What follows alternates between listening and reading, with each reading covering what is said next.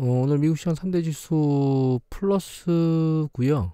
오늘 하루 움직임은 추세적으로는 계속 밀고 올라가는 패턴을 보이고 있습니다. 장 초반에는 세차게 내리 꽂았다가 쭉 다 만회하고 플러스 터닝해서 넘어갔거든요.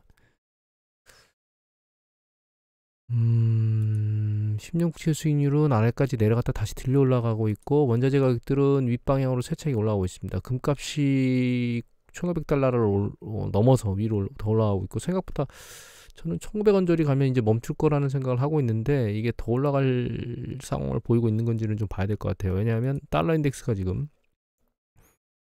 100달러 선으로 내려가려서 테스트를 할까라고 하는 생각으로 움직이고 있는 것 같아요. 그래서 원자재 가격은 거기에 맞물려서, 특히 금값은 일정 부분 더 올라갈 수도 있겠다.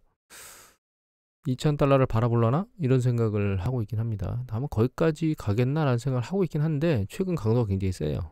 다른 데서 떨어지는 강도가 세서. 어, 요즘 지표 보면 CPI 지수 나왔는데, 그 코어 CPI는 아니지만 그 전체 CPI, 소비자 물가 지수 전월 대비 증감률은 감소했습니다. 전년 동기 대비 증감률은 코어든 CPI 전체든 전부 다 감소했고요. 그리고 실업수당 청구 건수가 줄어들고 있고, 계속 실업수당도 약간씩 내려오고 있습니다. 물론 이제 이미 보여드렸지만 그 정규직이 아니고 계약직 쪽의 패턴이 늘어나고 있는 것들을 보이면서 고용의 질은 안 좋아지고 있지만, 우리가 실업수당이나 이런 걸로 그냥 보는 그런 형태의 고용은 아직도 탄탄하다. 고용의 질은 나빠지고 있지만, 그러니까 일자리 질이 나빠지고 있는 거죠. 질은 나빠지고 있지만 일자리를 유지하는 강도는 유지되고 있다. 이렇게 이해를 하시면 될 것 같아요. 그리고 심리지수들이 개선되고 있습니다. 이거 미시건 심리지수거든요. 소비자 심리지수 계속 추세적으로 올라오고 있죠, 지금. 그 다음에 요거는 인플레이션 기대치인데, 미시건 대학 인플레이션 기대치인데 추세적으로 계속 내려가고 있어요. 그래서 인플레이션 함량은 줄어들고 있다고 보이고, 고용은 아직 질은 나빠지고 있지만 버티고 있고, 그 다음에 그 소비자 심리지수는 개선되고 있다. 이렇게 정리를 하면 될 것 같아요. 다른 지역도 소비자 심리지수가 개선되고 있긴 합니다. 여기 이제 안 나왔는데, 여기 뭐 유럽의 그 투자자들 심리지수 보면, 예, 바닥을 찍고 쭉 올라가고 있죠. 이거 이외에 다른 지역들 심리지수도 조금씩 개선되고 있어요. 미국에 여기 보면 어 잠시만, 어디 있더라? 요거 투자자 심리지수거든요. 요것도 보시면 바닥을 찍고 개선되고 있죠. 뭐 전부 다 개선되는 건 아니에요. 여기 미국에 보면 이제 소형 기업들 심리지수는 아직도 아래로 좀 빠지고 있거든요. 반등이 아직 안 되고 있는데, 다른 심리지수는 조금씩 개선되고 있는 것 같아요. 최악의 상황으로 계속 가고 있었다가 더 이상 최악으로 나빠지지는 않는다는 형태로 바뀌고 있는 거죠. 그렇다고 좋아지겠나, 좋다라고 하는 느낌으로 바뀐다기보다는, 야, 이 더 나빠지지는 않나 보다, 이런 생각으로 바뀌고 있다는 생각을 하시면 될 것 같아요. 물론 이 그 하락 강도가, 심리수 하락 강도가 굉장히 낮은 상황에서는 반등하면 이게 추세가 바닥을 쳤다고 생각해 볼 수도 있는데, 지금 심리수는 아주 최악까지 세차게 곤두박질 친 패턴은 아닙니다, 사실. 1년 동안 내내 안 좋았기 때문에 점진적으로 눌린 상황이거든요. S&P 500 지수 일감 추세를 보면 이렇게 6개월간 움직였거든요. 최근 강도를 보면 이 S&P 500 지수 올라오는 것보다 이 상하이 지수, 중국 지수 올라오는 거, 그 다음에 우리나라 지수 올라오는 게 빨라요. 상당히 짧은 기간에 많이 올랐죠. 올라간 강도가. S&P 500 지수는 그렇진 않아요. 눈치 보기를 하다가 이제 후반부에 들리기 시작했고, 니케이 같은 경우에는 보시면 들리질 않고 있습니다, 지금. 저점 언저리에서 오늘 같은 경우 밑으로 빠지고 있어요. 어제 같은 경우 밑으로 1%나 넘게 빠졌어요. 그래서 편차를 두고 지금 시장이 움직이고 있는데, 우리나라 투자자 시장 보면 우리나라 외국인 투자자들이 계속 지금 순매수를 때리고 있거든요. 왜 우리나라에서 갑자기 연초 들어서 이렇게 외국인들이 매수를 하고 있지? 그 다음에 연기금도 보면 일정 부분은 매수 세력이 지금 강한 패턴입니다. 이게 지금 궁금한데 왜 이럴까를 좀 곰곰이 두져보다가, 이게 우리나라 전년 동기 대비 수출 증감률이거든요. 근데 수출 증감률이 일단 그 1월 초에 12월치가 나왔는데, 12월 달에 전년 동기 대비 증감률, 전년 12월이죠. 증감률이 바닥을 친 것처럼 보이긴 해요, 보면. 1월 달 들어서 12월 거를 보니까 반등했죠. 마이너스긴 하지만 이 12월 달에는 11월 걸 본 거겠죠. 초에 나왔는데. 근데 요거 이외에 수입은 아직 그런 형태로 보이질 않고 있습니다. 아랫방향으로 내려가고 있는데 요거 이외에 수출 쪽으로 좀 더 나은 게 하나 더 보면 이게 10일 단위로 나오는 거거든요. 좀 전에 봤던 거는 12월 달 거 나온 거예요. 속보치로. 요거는 1월 10일까지의 속보치거든요. 그런데 여기 노란색으로 표시된 게 뭐냐면 이게 그 여기도 보면 2011년 10월 1일부터 10일까지 2011년 11월 1일부터 10일 2011년이네 21년 12월 1일부터 10일 그러니까 작년도 월별 1일부터 10일까지의 증감률이에요. 그때만 맞춰서. 그런데 2022년 10월 달에 마이너스 20% 전년 대비 빠졌거든요. 그런데 2021년 작년 2022년 11월 1일부터 10일까지가 2.9%로 살짝 주는 것 같더니 12월 달에 다시 21%로 늘어났는데 요번에 10일까지의 전년 동기 대비 증감률을 보니까 0.8%에 확 줄었죠. 그래서 이게 좀 전에 봤던 이 수출 누계 요거 마이너스가 줄어든 거는 이 세 가지를 다 합한 거거든요. 이거 이 세 개치를 다 합한 거예요. 1일부터 31일까지 다 합한 치가 줄어든 거예요. 그러니까 전체적으로 1일 초반까지는 감소세가 굉장히 셌다가 후반으로 가면 갈수록 수출이 늘어났다는 뜻입니다. 사실 그래서 총 누계가 늘어나가지고 결과적으로는 전년 동기 대비 그 증감률이 감소하는 그 전월보다 감소하는 형태로 나왔다는 뜻이고 그게 1월 초에도 이어지고 있다는 뜻입니다. 그래서 한국 수출이 조금씩 늘어나는 패턴을 보이는 거 아니야? 이런 얘기나 생각을 가지고 주식시장에 외국인들이 반응을 하고 있는 게 아닌가라는 생각을 하고 있습니다. 지금은 그렇게 해서 외국인들이 한국 쪽에 어떤 그런 수출의 감소세나 이런 것들이 바닥을 친 거 아니야 이렇게 판단하고 매집을 하고 있다라고 하는 생각을 하고 있고 그 반도체나 이런 것들이 상당히 안 좋았거든요 수출이. 그런데도 불구하고 지금 외국인들이 계속 매집을 때리고 있거든요. 삼성전자 같은 경우에 보면 삼성전자 최악의 어쩌고저쩌고 막 실적 얘기를 하고 있잖아요. 그럼에도 불구하고 지금 반등세를 좀 보였고 이제 최근 약간 힘을 잃어가고 있긴 한데 외인 지분을 보면 추세적으로 다시 올 후반부 들어서 계속 늘리고 있어요. 보면 추세적으로 지분이 좀 줄었다가 늘어나고 있죠. 물론 이게 주가 움직임에 따라 맞물려서 움직이고 있긴 한데 결과적으로는 수출이 최악의 상황을 지난 거 아니야? 이렇게 생각하고 있는 게 아닌가라는 생각을 하게 됩니다. 그리고 작년까지만 해도 난리를 치면서 최악의 상황을 얘기하고 있었었는데 올해 와서 IMF 총재가 일단 뭐 올해 내내 힘든 한 해가 될 거라는 얘기를 하기는 하는데 미국 같은 경우는 침체가 없을 거라고 하는 얘기들이나 이런 것들을 하고 그러니까 생각보다는 상당히 그렇게 세진 않을 것이다. 경기 침체 이런 얘기들을 하고 있는 사람들이 나오기 시작했고 여기 보면 헤럴드 김우현 기자께서 1월 13일 날 올리셨는데 경기 침체가 오겠지만 길거나 깊지는 않을 거라는 얘기들을 하고 있거든요. 이 부분에 대해서 무역 관련된 패턴을 보면 이거 그 세계 무역 기구 회의일 겁니다. 아마 이게 무역 관련된 전년 동기 대비 증감률을 보면 추세적으로 이 서비스나 혹은 이 상품 전부 다 추세적으로 계속 하락하고 있습니다. 지금 전체적으로 무역 비중이. 그런데 최근 걸 보면 요게 1쿼터 이거 그 예전에 GDP 나우에서 보여드렸던 것처럼 각 지표가 나올 때마다 무역 관련된 전 분기 대비 증감률을 보여주는 거거든요. 이게 추세적으로 지금 최근에 지금 올라오고 있습니다. 이게 4분기까지는 어떻게 움직였냐면 이렇게 움직였거든요.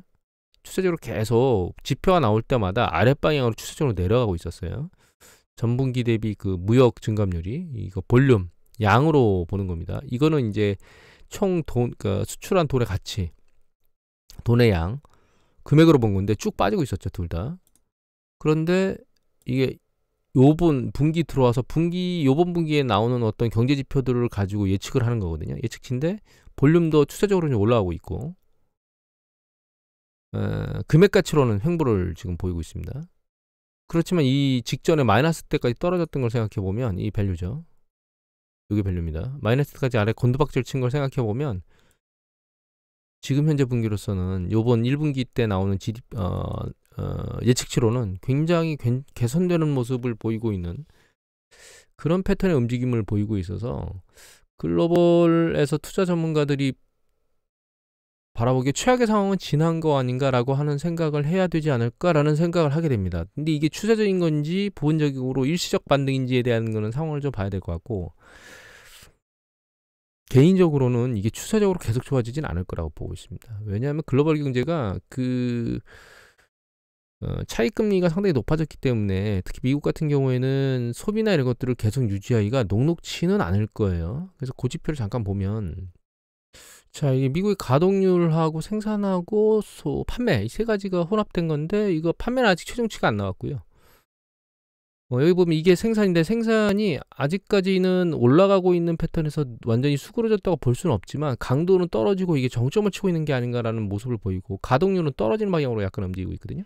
이게 이제 기업에서 생산과 가동률이 반응을 하려면 판매 쪽에서 상황이 괜찮아야 되는데, 이건 미국의 소비 지출이거든요. 개인 소비, 가계 소비 지출. 그런데 이제 빨간 건 리얼이에요. 물가 상승률을 반영한 거고, 이 파란 거는 명목이거든요. 그런데 명목도 올라가는 강도가 이렇게 추세가 살짝 누그러졌죠.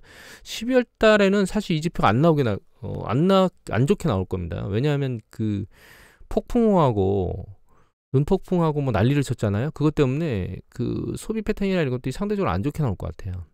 그래서 그거는 이제 계절적인 영향, 기후의 영향이 좀 있어서 안 좋을 것 같지만, 1월달 넘어서 1월달 실제로 지표들이 어떻게 나오는지 좀 봐야 될 것 같고, 2월달이 돼서야 확연히 추세를 확인할 수 있을 것 같은 거죠. 그리고 이걸 보시면 요거는 소매판매입니다. 소매판매 잘라낸 건데, 빨간 거 요거 같은 경우에는 이제 물가 상승률을 반영한 소매판매거든요. 예전에 2021년도에 구제금을 받으면서 치켜 올라갔던 것들을 넘지 못하고 지금 사실 옆으로 횡보하고 있어요. 소매 판매 같은 경우에는.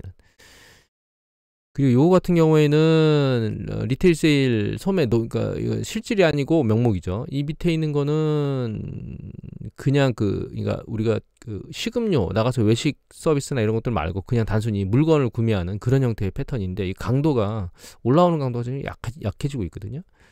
이게 추세적으로 계속 이게 추세적으로 버티고 움직일 수 있겠느냐라고 하는 부분은 좀 부정적인데, 그거는 이미 뉴스 보도에도 많이 나왔지만 구제금융 때 쌓여있던 그런 저축 금액들을 많이 빼먹고 있다라고 하는 거. 그 다음에 우리가 직전에도 봤죠. 차지오프가 늘어나고 있다거나 상각이 늘어나고 있다거나 연체율이 소비자 쪽에서 늘어나고 있다거나 카드 연체율도 늘어나고 있다거나, 이런 전체적인 영향을 보면 추세적으로는 이게 안 좋아질 것 같아요. 그래서 상황은 그렇게 심하지 않을 것이라고 얘기하는 것에 동의는 할 수 있습니다. 다만 그렇다고 해서 그러니까 올해 주식시장이 추세적으로 계속 올라갈 수 있겠느냐, 하반기까지, 그렇진 않을 거라고 생각하고 있거든요. 이 연말에 반등을 할 것이라고 예측을 한다는 얘기는 주식시장을 이걸 가지고 예측을 하게 되면 선반영할 거기 때문에 하반기에 주식시장이 들려 올라갈 거라는 뜻으로 해석을 할 수도 있습니다.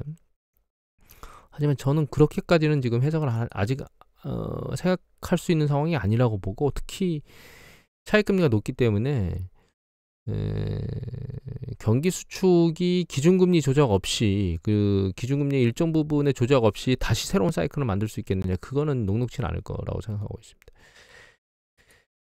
그리고 이거 조선일보 기사인데, 강다은 기자께서 1월 14일 날 우리나라에서 지금 중소기업 부도가 급증하고 있고, 그러니까 이게 지금 경기 침체에 들어와서 충격들을 취약한 곳에서 받고 있기 시작했다고 하는 그런 보도들이 나오고 있는 겁니다, 사실은.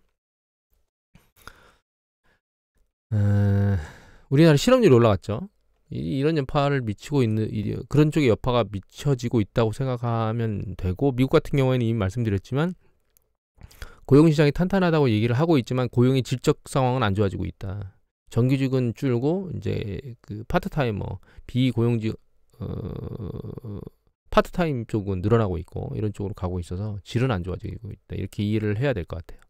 이제 다른 부분을 좀 보면, 이 테슬라 같은 경우에는 이것도 최대 20%나 가격을 인하해서 고무줄 가격, 이런 대형 자동차가 20%나 뺐다는 얘기는 상당히 큰 폭으로 지금 빠진 거잖아요. 부분적인 할인 판매가 아니고 전체적으로 전 세계적으로 이거 가격을 인하하고 있거든요. 두 가지를 읽어봐야 될 것 같아요. 일단은 테슬라가 상당히 우위를 점하고 가격을 계속 올리면서 팔았던 그런 절대적 우위에서 그 지위를 상실했다. 그로 인해서 재고가 잔뜩 쌓이고 그 쌓인 재고가 결과적으로는 테슬라의 현재 위상을 보여준다. 그리고 이렇게 계속 빼면 상당히 많은 폭으로 빼면 결과적으로는 마진폭이 줄겠죠. 테슬라의 그 기업 실적에 아마도 충격이 클 것 같습니다. 제 생각에는. 그리고 향후에 이런 부분을 놓고 보면 성장에 대한 속도 둔화될 수밖에 없겠죠. 경쟁이 치열해지고 있고 가격은 인하시키고 있으니까. 거기에다가 이거 연합뉴스 기사인데 권소영 기자께서 1월 13일날 올렸습니다. 하여튼 이 호감도가 급락했습니다. 작년에 20%대 정도 있었던 게 여기 보시면 지난해 1월에 28.4%가 테슬라에 호의적이었는데 미국 사람들. 그런데 지난달에 16%로 떨어졌답니다. 점유율이 72%에서 64%인가요? 그렇게 좀 빠진 것도 있고 이게 CEO 리스크가 상당히 커요, 이 기업이. 거기에 그 이익 감소를 감안하는 가격이나 재고 축적 뭐 이런 것들 상당히 안 좋은 쪽으로 계속 흘러가고 있습니다. 테슬라는. 제가 이제 매집을 했다 그랬죠. 아마존하고 구글, 알파벳 A를 두 개를 매집했는데 테슬라는 제가 좀 위험해서 매집을 하질 않았다 말씀드렸잖아요. 이 와중에도 얘 혼자 빠지고 있습니다. 지금. 안 좋은 거죠. 안 좋은 거예요. 다음 거는 이 핵무장 발언인데 여기 보시면 윤 대통령이 핵무장 얘기를 했거든요. 권민철 기자께서 1월 13일에 올리셨습니다. 노컷뉴스에. 근데 이것뿐만 아니라 오세훈 서울시장도 핵무장 얘기를 했거든요. 김민수 기자께서 1월 13일날 노컷뉴스에 올리셨습니다. 저는 개인적으로 핵무장에 동의합니다. 개인적으로. 이게 참 쓸데없는 발언일 수도 있는데 사실 남북 통일이 되게 되면 우리나라가 중국과 직접 경계 국경선을 마주하게 되잖아요. 우크라이나가 지금 러시아하고 직접 국경선을 마주했는데 거대 국가와 국경선을 마주한 국가가 핵무장을 안 했을 때 물론 그 재래식 무기들로 강력하게 무장을 한다 하더라도 그 무력 자체가 힘이 균형을 이룰 수는 없습니다. 사실. 그것 때문에 통일 이후에 핵무장이 반드시 필요하다는 생각을 저도 개인적으로는 하고 있습니다. 중국하고 경계를 맞대면. 그래서 여기엔 동의하는데 개인적으로는 이게 국가 원수 차원에서 이런 발언이 나오면 안 된다는 생각을 하고 있거든요. 왜냐하면 이거 보십시오. 이게 바이든하고 기시다 공동 설명했는데 미일은 비핵화 한반도 비핵화 얘기를 하고 있잖아요. 왜 국가 원수가 정치적으로 미국과 부딪힙니까? 오세훈 시장 정도가 말하는 건 괜찮은데 국가 원수가 이런 발언을 함부로 하면 안 된다는 생각을 하고 있습니다. 개인적으로 저는. 이게 균형적으로 좀 감각을 갖고 저는 외교 발언을 해야 된다고 생각하고 있는데 외교부의 비자 중국의 단기 비자 발급 안 하는 거 있죠. 그것도 쓸데없는 행동을 하고 있는 거거든요. 이 중소기업자들 코로나 때문에 한참 동안 중국을 못 들어가서 비자가 말소된 중소기업이 많은데 단기 비자 발행을 하지 못해가지고 못 들어간다는 얘기가 나왔고 그것 때문에 사업통상부에서 대신 기업들 대신 움직이겠다는 뉴스 보도가 나왔거든요. 이 뉴스 보도인데요. 이 공무원이 대리하겠다는 겁니다. 중소기업을. 이런 쓸데없는 일들을 왜 만드는지 모르겠어요. 이게 삐끗대는 것 같습니다. 제가 보기에는 외교 부분에서. 그래서 이념이나 이런 것들도 중요하긴 한데 경제나 이런 쪽에 여파를 미친 부분들을 좀 잘 감안하고 공무원들이잖아요. 사실 대통령도 공무원이고 산업통상부 장관, 외교부 다 공무원이거든요. 공무원들이 아무 생각 없이 액션을 취하는 것 같아요. 이념 쪽으로만 바라보고. 이런 부분들이 좀 안타깝긴 합니다. 개인적으로. 일단 정리를 하면은 작년에 죽어라 하고 계속 짓눌렸던 것들이 이제 해소되고 있는 것 같아요. 사실은 지금 상황이 작년 하반기에 만들어졌어야 되는 상황이거든요. 그러니까 9월, 10월, 11월, 12월 이렇게 만들어졌어야 되는 상황인데 중간에 이 CPI 지수가 내려오다가 전월비가 사실 다시 들렸잖아요. 이 들려 올라가면서 요 시기에 주식시장이 조정을 받았거든요. 이 이슈가 없었다면 사실 12월까지 주식시장이 들려 올라가고 지금 조정 국면에 들어가 있는 상황이어야 되는데 이게 다시 뒤로 밀려서 지금 시점에 다시 머리를 드는 상황으로 옮겨졌다고 생각을 하시면 돼요. 큰 패턴을 놓고 보면 그런 패턴입니다. 그 강도가 이게 전년 동기 대비, 그러니까 인플레이션 압력이 줄어드는 것 같이 보이긴 했지만 전년 동기 대비 압력이 다시 들려 올라가면서 연준에서 기준금리 인상이나 이런 얘기들이 나왔고 0.7로 올렸던 게 계속 이어졌죠. 그것 때문에 주식시장이 반등을 하고 올라가다가 주식시장을 볼까요? 바닥을 찍고 올라가다가 8월께 파월 연준 의장이 기준금리 인상에 대해서 약간 강한 발언을 하면서 밑으로 내려왔었거든요. 그리고 9월 달에 CPI 지수가 전월 대비 증감률이 이렇게 위로 이제 치켜 올라가는, 퉁 튀어 올라가는 이런 패턴을 보이면서 여기서 주식시장이 한번 다시 밀렸거든요. 여기서 이제 이렇게 밀리는 게 아니고 사실 CPI 지수가 추세적으로 이렇게 내려와 주면서 이게 내려온 거를 추세적으로 이어가서 이렇게 내려가면서 전월 대비 증감률이 강도가 그러면서 얘가 추세적으로 이렇게 타고 올라갔어야 되고 이렇게 타고 올라가면서 이제 이전에 12월 달 때 요 언저리까지 추세가 올라가고 여기서부터 이제 다시 올 초에 들어서 조정을 받는 이런 패턴을 보였어야 되는데 잠깐 이렇게 내려오는 추세가 멈추고 다시 들리는 것 때문에 주시장이 조정을 받았죠. 이 조정을 받고 다시 반등하니까 결과적으로 이때 작년 하반기에 있어야 될 상황의 추세를 지금 만들고 있다고 생각하시면 됩니다.